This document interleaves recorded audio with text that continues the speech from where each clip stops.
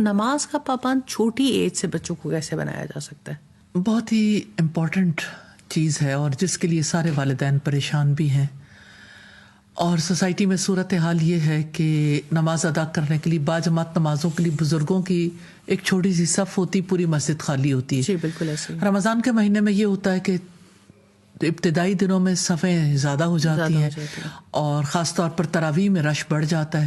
پھر کچھ دن گزرنے کے بعد وہ رش کم ہونا شروع ہو جاتا ہے اور پھر بھی ینگسٹرز کی تعداد تو پھر بھی کم ہی نظر آتی ہے. اور یہ کہ ایک ببل کی طرح اٹھتی ہے، ایک جوش اٹھتا ہے تو اس کے بعد یہ ختم ہو جاتا ہے.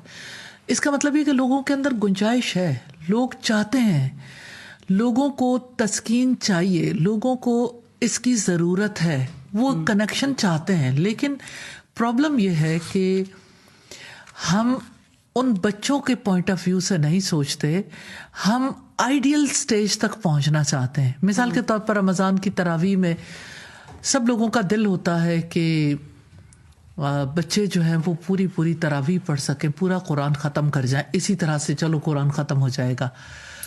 بچوں کے لیے جہاں پہ یعنی صرف سورہ اخلاص اور چھوٹی صورتیں پڑھنا بھی دوبھر ہے، وہاں اتنا زیادہ قرآن کا حصہ سننا کتنا زیادہ مشکل ہو جائے گا. میں دونوں اعتبار سے بات کرنا چاہوں گی. ایک تو فرض نمازیں کیسے پابند بنایا جائے، دوسرا یہ ہے کہ تراویح کے سلسلے میں، قیام اللیل کے سلسلے میں کیا کس طرح محبت. جی جہاں تک فرض نمازوں کا تعلق ہے تو پہلی چیز تو اگزامپل ہے، رول ماڈل ہے.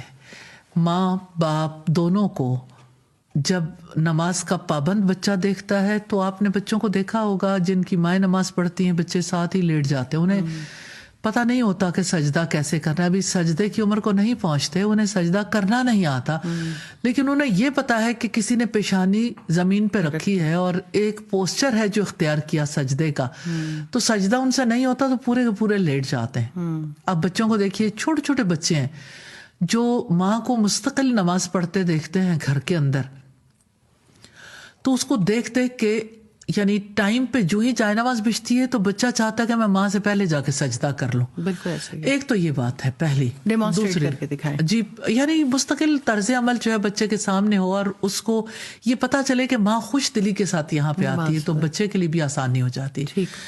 دوسری چیز جو ہے وہ یہ کہ بچے کو اللہ سبحانہ تعالیٰ سے کنیکٹ کرنا، اللہ تعالیٰ کون ہے، اللہ تعالیٰ کی باتیں کرنا. میں رسول اللہ کی اس یعنی جو نصیحت ہے اور آپ کا جو حکم ہے نومولود کے لیے، اس کے اتنے گہرے اثرات دیکھتی ہوں کہ بچے کی زبان اللہ کے نام سے کھلوائی جائے.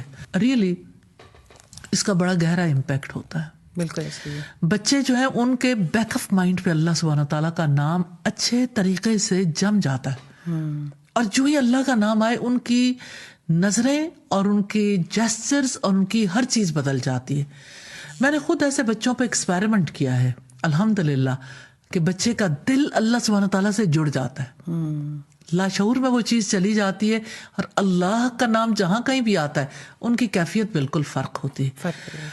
تو اس کا مطلب یہ ہے کہ جو نصیحتیں اللہ کے رسول صلی اللہ علیہ وسلم نے کی، جو طریقہ کار اختیار کیا، بالکل بے عین ہی آپ کے فٹ سٹیپس پہ چلتے ہوئے ان یعنی اس طریقے کو اختیار کر کے بچے کا دل اللہ سبحانہ تعالیٰ سے لگایا جا سکتا ہے. بچے کے دل میں اللہ سبحانہ تعالیٰ کی عظمت، اللہ تعالیٰ کی قدرت، اللہ تعالیٰ کی محبت، اس کی رحمت، جتنی چیزیں اس کے دل کے اندر ڈالیں گے اتنا زیادہ بچہ نماز ادا کرنے کے لیے تیار ہوگا.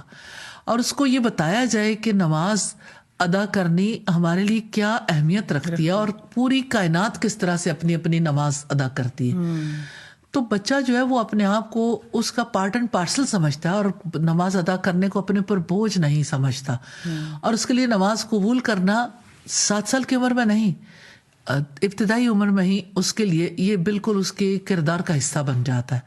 اور پھر 7 سال کی عمر میں نماز کا حکم دینا، 10 سال کی عمر میں اسے بھرپور طریقے سے پابند بنانا تبھی ممکن ہوتا ہے جب آپ اس ذمہ داری کو قبول کرتے ہیں. اور بچوں کے لیے نماز کو یعنی زیادہ فیورٹ بنانے کے لیے اس کے لیے اسے چیزیں ڈرا کر کے دینا. مثال کے طور پر جیسے بچے ڈرائنگ کرتے ہیں، کلر رنگ بھرتے ہیں، تو نمازیوں کو بنا کے دینا کہ نمازی کس طرح سے نماز ادا کرتے ہیں. مسجد کی تصویر بنانا، مسجد کو ڈرا کروانا، پھر اسی طرح سے نماز کے ڈفرینٹ پوسچرز کے اندر کلر کروانا، اور پھر یہ کہ اس کے اوپر انہیں اپریشیٹ کرنا، اور یہ کہ اب تک آپ کتنی چیزیں ہیں جس کو بالکل ایکوریٹلی کر چکے، اور پھر یہ کہ جس طرح کا آپ ڈرائنگ بنا کر دے رہے ہیں اسی طرح کا اس سے ایکٹ کروانا، کہ یہاں پر تو آپ نے کلر بھر لیے، آپ ایسے کر کے دکھا دو، آپ یہ کر کے، پھر اس کے ساتھ یعنی ساؤنڈ کو ریلیٹ کرنا، پھر ورڈز کو، پھر ان ورڈز کے ٹرانسلیشن یا اس چیز کو انہیں سمجھانا، یہ ساری چیزیں جو ہیں گریجولی بچے کے اندر جاتی ہیں۔ یعنی 10 سال کا بچہ اگر بھرپور طریقے سے نماز ادا کرنے کے قابل ہوتا ہے تو آلموسٹ